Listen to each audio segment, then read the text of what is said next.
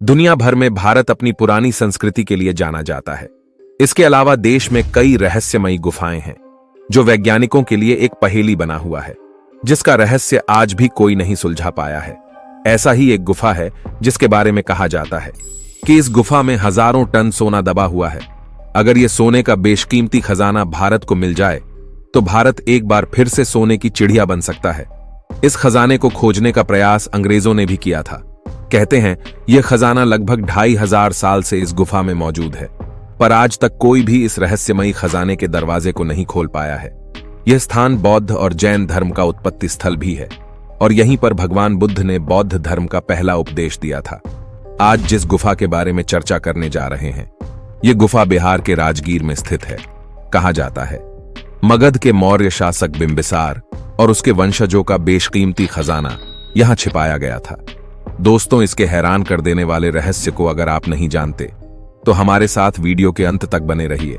दोस्तों, आज हम एक ऐसी गुफा की बात करने वाले हैं जिसके बारे में कहा जाता है कि यहां हजारों टन सोना दबा हुआ है। यह खजाना मौर्य शासक बिंबिसार का बताया जाता है। बिंबिसार को धन और वैभव का बहुत शौक था और इनको वह संग्रह भी करता था, ऐसा माना जाता है।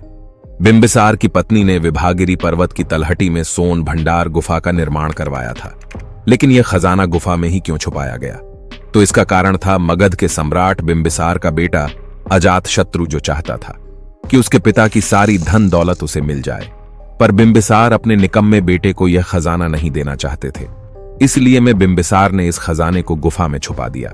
लेकिन इस बात का पता बिंबिसार के बेटे अजातशत्रु को हो गई और अजातशत्रु ने अपने ही पिता को इसी गुफा के पास जेल बनवाकर कैद करवा दिया था। आज भी उस जेल का अवशेष यहां मौजूद है और आप उसे देख सकते हैं। पर अजातशत्रु अपने जीवन में कभी भी इस गुफा का खजाना नहीं लूट पाया, क्योंकि उससे यह गुफा कभी खुली ही नहीं। अजातशत्रु की ही तरह अंग्रेजों ने भी सोन भंडार गुफा के दरवाजे को खोलने की कोशिश की थी। चलिए जान लेते हैं कैसे ब्रिटिश शासन के समय अंग्रेजों ने इस गुफा के खजाने को खोजने का प्रयास किया था। अंग्रेज खजाने को लूटकर ब्रिटेन ले जाने के इरादे से इस खजाने तक पहुंचने का एक नक्शा तैयार करवाया था।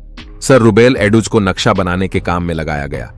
एंड्रूज ने नक्शे में बताया कि इस गुफा के बीचों बीच एक बहुत बड़ा कमरा है जिसमें हजारों हजार टन सोना दबा हुआ है और उस कमरे तक पहुंचना संभव ही नहीं है, क्योंकि गुफा के अंदर नहीं जा सकते, क्योंकि इस गुफा के मुख्य द्वार पर एक बहुत बड़ा पत्थर रखा हुआ है।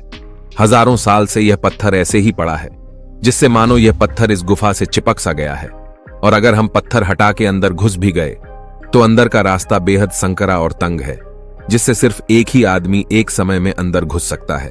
और गुफा के मुख्य खजाने वाले कक्ष पर भी एक बड़ा पत्थर लगाया गया होगा, और अगर गुफा में एक समय में एक ही आदमी घुस सकेगा तो खजाने वाले कमरे का पत्थर एक या दो लोगों से तो नहीं हटेगा। जब अंग्रेज सभी प्रयास करने के बाद हार गए तो अंग्रेजों ने इस गुफा को तोप से तोड़ने का फैसला लिया, पर इस गुफा का कुछ भी नहीं बिगाड़ पाए। अंत में अंग्रेजों को सफलता न मिलने कारण अंग्रेज लौट गए।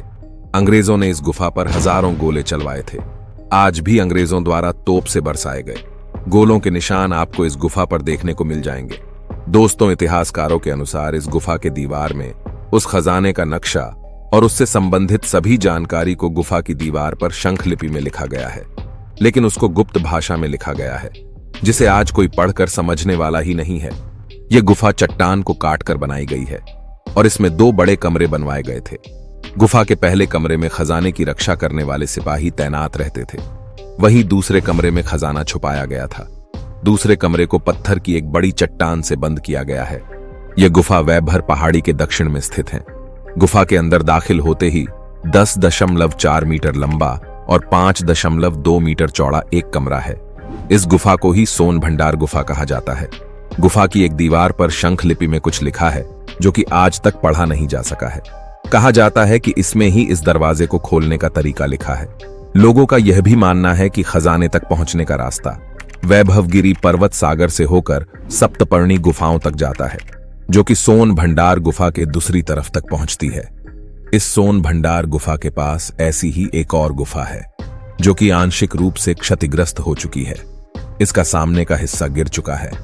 इस गुफा की दक्षिणी दीवार पर 6 जैन तीर्थंकरों की मूर्तियां उकेरी गई हैं।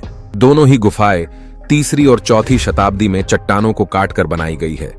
दोनों ही गुफाओं के कमरे पॉलिश किए हुए हैं जो कि इन्हें विशेष बनाती है, क्योंकि इस तरह पॉलिश की हुई गुफाएं भारत में बहुत कम है।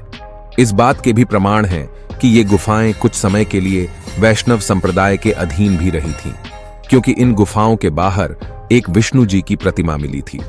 विष्णु जी की प्रतिमा इन गुफाओं के बाहर स्थापित की जानी थी, पर मूर्ति का काम पूरा होने से पहले ही उन लोगों को किसी कारण से यह जगह छोड़कर जाना पड़ा और यह मूर्ति बिना स्थापना के रह गई। आज के समय में यह मूर्ति नालंदा म्यूजियम में रखी गई है। इस प्रतिमा को क्यों अधूरा छोड़ा गया और इस गुफा में वह खजाना कहां है, यह तो आज तक रहस्य है। दोस्तों, अगर यह जानकारी अच्छी लगी तो वीडियो को एक लाइक जरूर करें। वीडियो अंत तक देखने के लिए आपका दिल से बहुत बहुत धन्यवाद।